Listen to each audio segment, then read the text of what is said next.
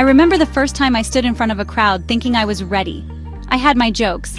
I had my stories. In my head, I was a superstar.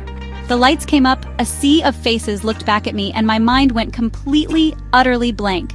It was like someone had pulled the plug on my brain. All the words I had practiced, all the clever lines I had crafted, they just vanished. I stood there, mouth open, a fish gasping for air but finding none. The silence in the room wasn't just quiet. It was loud. It was a roaring, deafening emptiness that echoed my own internal panic. I could feel my heart trying to escape my chest, thumping against my ribs like a trapped bird. That night was a disaster. A beautiful, spectacular failure. I think I managed to mumble a few words before making a quick, undignified exit. I felt like a fraud. Who was I to think I could stand up and command a room? For weeks, that feeling stuck to me like glue. The memory of those blank stares and that heavy silence became my shadow. It's a funny thing, failure. It feels like the end of the world at the time, but it's actually the beginning of an education you didn't know you needed. That moment taught me that having something to say is only half the battle. The other half is knowing how to say it, how to connect, and how to hold the space. My journey with communication wasn't born from natural talent. It was forged in the fire of awkward moments and spectacular flameouts. I had to learn that communication wasn't just about the words leaving my mouth. It was about the energy in the room, the rhythm of my speech, the look in my eyes. It was about making people feel seen, heard, and understood. I had to go back to the drawing board. I had to learn to listen, not just to others, but to myself. I had to understand why my body would betray me, why my voice would shake, and why the brilliant thoughts in my head would turn to dust on my tongue.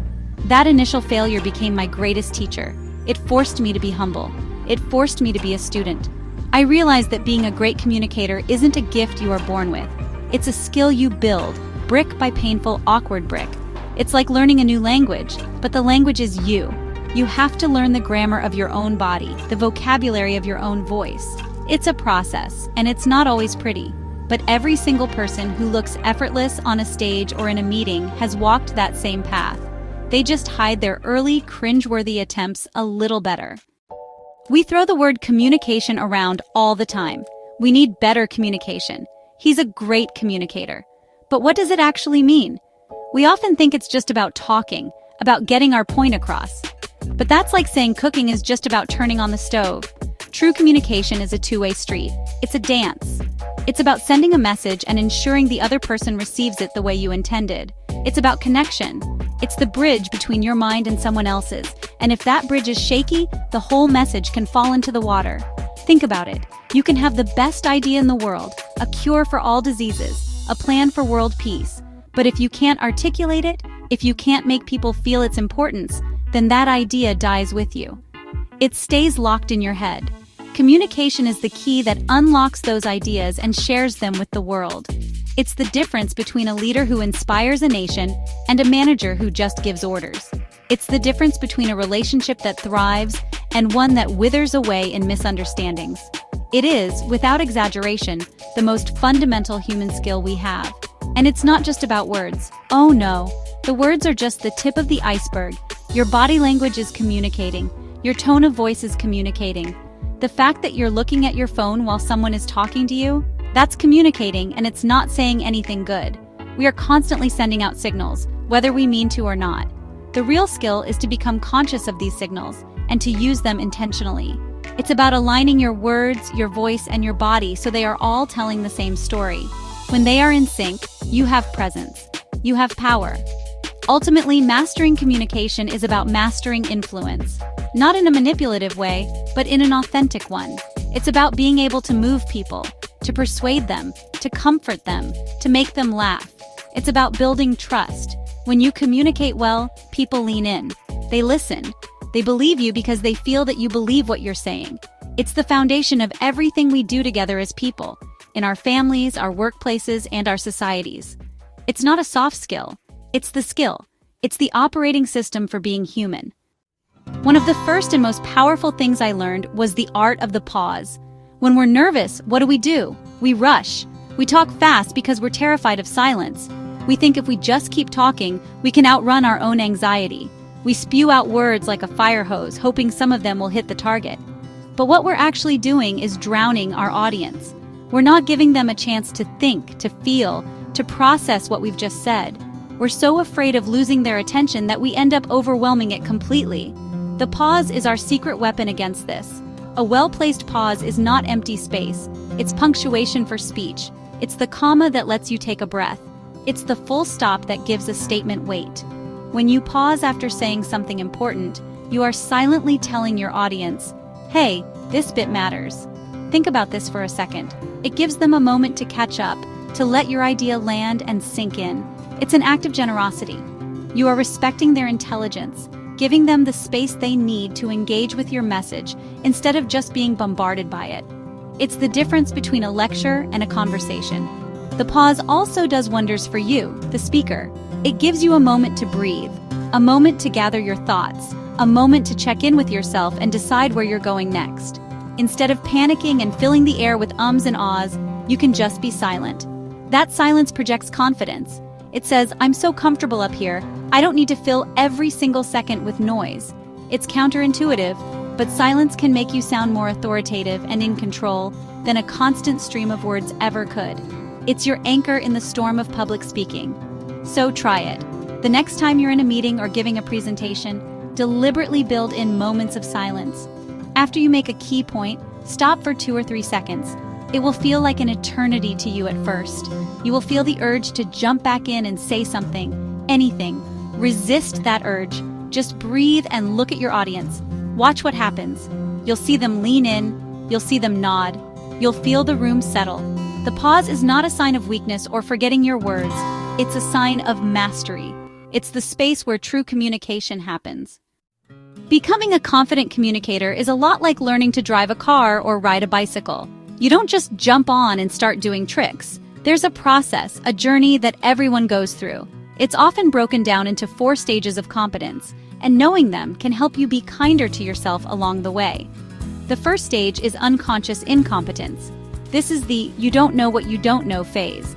You're communicating, but you're not aware of your bad habits. You interrupt people, you fidget, you speak in a monotone, but you have no idea you're doing it. You might even think you're a pretty good communicator. This is blissful ignorance. Then something happens. Maybe you get some feedback, or you see a recording of yourself and you enter the second stage, conscious incompetence. This stage sucks. This is when you suddenly realize, oh wow, I'm not very good at this. You are now acutely aware of all your flaws. Every time you say, a siren goes off in your head. You notice every fidget, every nervous tick. You try to use a new technique, like pausing, and it feels clunky and unnatural. This is the most difficult stage, and it's where most people give up. They decide it's too hard or that they're just not cut out for it. But this awareness is the essential first step towards improvement. If you push through the pain, you arrive at the third stage, conscious competence. This is where things start to get better. You know what to do and you can do it, but it requires a lot of concentration. It's like driving a manual car for the first time. You have to think about everything. Okay, clutch in, change gear, clutch out, give it some gas. Don't stall, don't stall. You can make a good presentation, but you have to actively remind yourself, okay, make eye contact. Now pause.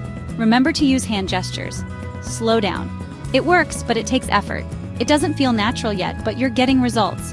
Finally, with enough practice, you reach the promised land, unconscious competence. This is mastery. You don't have to think about it anymore. You just do it. You drive the car while changing the radio and having a conversation. You stand up to speak, and your body and voice just work. You pause naturally, you gesture effectively, you modulate your tone without a second thought. It has become a part of you. This is the stage that looks like natural talent to outsiders, but it's not. It's the result of a long, deliberate journey through the other 3 stages. It's earned. Everyone has a home way of communicating. It's your comfort zone.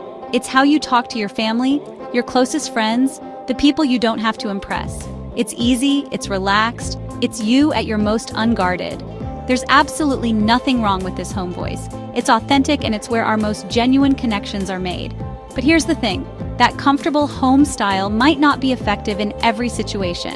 The way you chat with your mom over a cup of tea is probably not the way you should address a boardroom or pitch a life-changing idea to investors. Different rooms require different versions of you. This isn't about being fake, it's about being adaptable. Think of it like a wardrobe. You have your comfortable pajamas you wear at home. They're great, but you wouldn't wear them to a wedding. For the wedding, You put on a suit or a nice dress. You're still the same person, you've just chosen an outfit that's appropriate for the occasion. Your communication style is the same. You need a boardroom style, a presentation style, a difficult conversation style. Each one uses different tools, a more measured tone, more formal language, more deliberate body language, to achieve a specific goal in a specific context. The problem is, we get so used to our home voice that stepping into another style feels strange. It can feel stiff, formal, or just plain weird. When you consciously try to slow down your speech or stand up straight, your brain screams, "This isn't you, you're being an imposter." This is the resistance we all feel when we try to build a new habit. Our brain loves the familiar path, the easy way. Pushing yourself to use a different communication outfit is like wearing a new pair of shoes. At first, they pinch a bit and you're very aware of them. But the more you wear them, the more comfortable they become. The goal isn't to replace your home voice. The goal is to expand your wardrobe. You want to be able to choose the most effective style for any given situation. You want to be able to dial up the authority when you need to lead, dial up the empathy when you need to comfort, and dial up the energy when you need to inspire. This flexibility is the hallmark of a truly great communicator. It shows that you are not just thinking about what you want to say, but also about your audience and what they need to hear. So get comfortable leaving home now and then. Your pajamas will be waiting for you when you get back. The single biggest barrier to improving communication isn't a lack of knowledge. It's that voice in your head, the one that whispers, "This feels fake." You learn a new technique. Maybe it's holding eye contact for a second longer, or using a hand gesture to emphasize a point. You try it, and it feels like you're wearing someone else's clothes. They're scratchy, they don't fit right, and you're sure everyone can tell you're an imposter. So what do? You retreat. You go back to what feels comfortable, what feels real, even if you know it's not effective. This is the trap of authenticity. We have this misguided idea that authentic means whatever comes naturally without effort. But that's not right. Authentic means your actions are aligned with your intentions. If your intention is to be a more confident and clear communicator, then practicing new behaviors is the most authentic thing you can do. It's an expression of your desire to grow. The feeling of fakeness is not a sign that you're on the wrong path. It is a sign that you are on the right path. It is the feeling of your brain rewiring itself. It is the feeling of growth, and growth is always a little bit uncomfortable. Think about it in another context. When you first learn to play the guitar, holding the pick feels weird. Your fingers feel clumsy on the fretboard. It feels completely unnatural. Does that mean playing the guitar is fake? Of course not. It just means you haven't built the muscle memory yet. Communication skills are exactly the same. Your vocal cords are muscles. Your posture is controlled by muscles. Even your thought patterns are like muscles. You have to train them through repetition, and that training period is going to feel awkward. You have to give yourself permission to be a beginner. The trick is to reframe that feeling. When your brain tells you, "This feels fake," you need to tell it back, "No, this feels new." Instead of seeing it as a sign of inauthenticity, see it as a sign of progress. Congratulate yourself for stepping outside your comfort zone. Every time you feel that little cringe of awkwardness, you're literally forging a new neural pathway. You are becoming the person you want to be. The discomfort is temporary, but the skill, once you master it, is permanent. So embrace the awkward. Lean into the cringe. It's the only way forward. If there is one piece of advice I could give to anyone serious about improving their communication, it is this: record yourself. And then, and this is the hard part, watch it back. I know, it's torture. It's like being forced to listen to your parents' favorite music on a long car journey. Nobody likes the sound of their own voice. Nobody likes seeing their weird facial expressions or the way their hair does that funny thing at the back. It is a deeply uncomfortable experience. But it is also the single most effective diagnostic tool you will ever have. It is the honest mirror that doesn't lie. You see, we have a completely skewed perception of how we come across. In our heads, we are eloquent, poised, and charismatic. The reality is often different.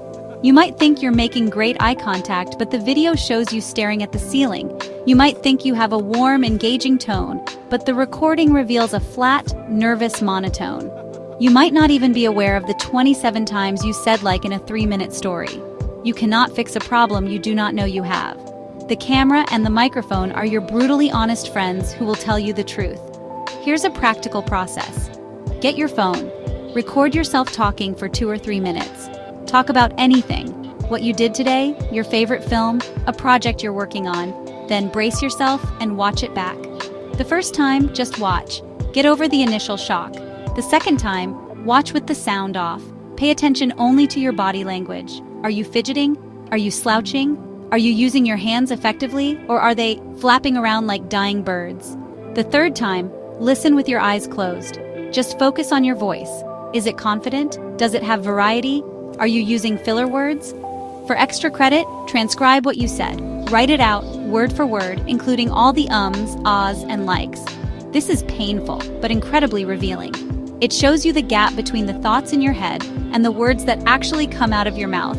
Yes, this entire process is humbling. It can be a real knock to the ego, but it's also empowering. It gives you concrete, specific things to work on. Instead of a vague goal like be a better speaker, you now have a clear mission. I need to stop saying like, and I need to stand up straight. It's the start of a real, targeted plan for improvement. So why do we hate it so much? Why does hearing our own recorded voice make us want to crawl out of our own skin? There's actually a scientific reason for it. When you speak, you hear your own voice through two channels through the air, like everyone else, and through the bones in your head. This bone conduction gives your voice a richer, deeper tone that only you can hear. The recorded voice is what everyone else hears all the time. It's thinner, higher pitched, and unfamiliar. When you hear it, your brain says, "Wait, that's not me." It's the sound of a stranger, and it's unsettling. The same goes for seeing ourselves on video. We're used to seeing a mirror image of ourselves. It's familiar, but a video shows us as others see us, unflipped. That slight asymmetry in your face that you've grown accustomed to in the mirror is suddenly on the other side. It just looks off. We also catch ourselves in unguarded moments, making expressions we didn't know we made. It's a violation of our self-image. We have a carefully constructed idea of what we look like, and the camera shows us the unedited, raw footage. It's no wonder we cringe. The solution to this is simple, though not necessarily easy: desensitization. You have to get used to it. You have to expose yourself to your own voice and image so many times that they stop being strange and just become you. The first time you watch yourself on video, it's horrifying. The 10th time, it's just annoying. By the 50th time, you barely even notice. You're able to look and listen objectively, like a coach analyzing a player's performance. You can say, okay, my posture was a bit slumped there, without the emotional baggage of, oh God, I look so awkward. Think of it as a kind of exposure therapy. Record yourself often, leave yourself voice notes instead of typing texts, listen to them back. Watch videos of yourself not just to critique, but just to normalize the experience. The goal is to get to a place of neutrality. You don't have to fall in love with the sound of your own voice. You just have to accept it as the tool you have to work with. Once you can get past the cringe factor, you unlock the ability to self-assess honestly. And that is where the real work and the real improvement can begin. There's a common myth that extroverts are naturally good communicators and introverts are not. This is completely wrong. It's not about being shy or outgoing. It's all about energy. Think of it like a battery. Extroverts get their energy from being around people. Social interaction recharges their battery. Introverts, on the other hand, get their energy from being alone. Social interaction, especially in large groups, drains their battery. Both can be brilliant, charismatic communicators. The key is understanding how to manage your personal energy supply. An extrovert might thrive on back-to-back meetings and love networking events. They can talk all day and feel more energized at the end of it. Their challenge isn't generating the energy to speak, but learning to manage it. Sometimes their enthusiasm can lead them to dominate conversations, to talk too much and listen too little. An extrovert's work is often about learning to rein it in, to create space for others, to use the power of the pause, and to ensure their high energy doesn't overwhelm a quieter room. They have the engine, but they need to learn how to steer. For an introvert, the challenge is different. An introvert can be just as dynamic and engaging on stage as anyone else. Many of the world's best performers and speakers are introverts. They just have to be more strategic about their energy. They know that a big presentation will drain their battery, so they need to plan for it. This means protecting their energy beforehand. It might mean spending the morning in quiet solitude, skipping the pre-meeting chit-chat, or finding a quiet corner to recharge for 10 minutes before they have to be on. It's about conserving energy for when it matters most. After the event, an introvert needs to recharge. While the extrovert is heading to the after-party to bask in the social glow, The introvert might need to go home, put on some headphones, and decompress in silence. Neither approach is right or wrong. They are just different strategies for managing different internal systems. So forget the labels of good or bad at communication. Ask yourself, am I an introvert or an extrovert? How do I gain and lose energy? Once you understand your own battery, you can create routines and strategies that allow you to be at your best when you need to be. We live in a world of instant gratification. We want to be a master guitarist in a week, a Michelin star chef after watching one YouTube video, and a world-class communicator after reading one article. But real mastery doesn't work like that. The people you admire who seem so effortlessly confident, so naturally witty, so powerfully persuasive, they are like icebergs.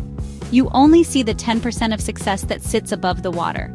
You don't see the 90% of failure, practice, awkwardness, and hard work that lies hidden beneath the surface. That effortlessness is an illusion earned through years of effort.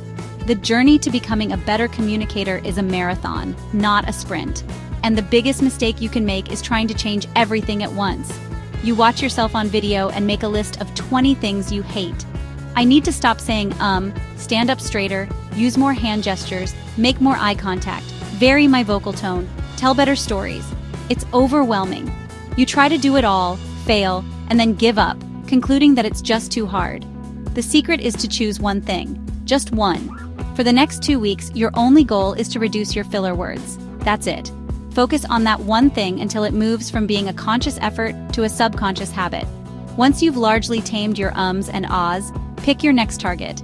Maybe it's posture. For the next 2 weeks, before every meeting, every important conversation, you will consciously set your shoulders back and stand tall. You focus on that one thing until it becomes your new normal. This one-step-at-a-time approach is manageable. It allows for small, achievable wins that build your confidence and motivate you to keep going. It's how you build a complex skill without burning out, so be patient with yourself. Embrace the idea that this will take time. There will be days when you feel like you're taking 2 steps back. That's part of the process. Learning is not a straight line upwards. It's a messy, looping, wonderful scribble. But every time you practice, every time you step out of your comfort zone, every time you cringe at a recording and decide to try again, you are getting better. You are laying another brick in the foundation of your confidence. Anyone can do this. You just have to be willing to be a beginner, to be awkward, and to trust that with patience and practice, you will get there, step by step.